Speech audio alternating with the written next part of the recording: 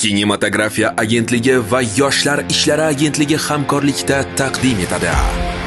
Bir-biriga notanish bo'lgan 3 qiz, 3 xil taqdir. Ularni birlashtirgan birgina maqsad. Tabassumli vaziyatlar, hayajonli daqiqalar, kutilmagan uchrashuvlar, ziddiyatli voqealarga boy yangi milliy film.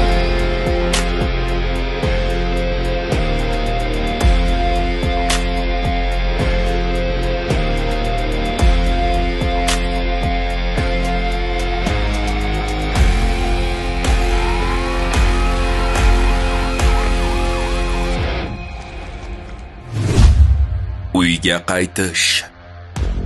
Tez kunda yurtimiz kinoteatrlarida.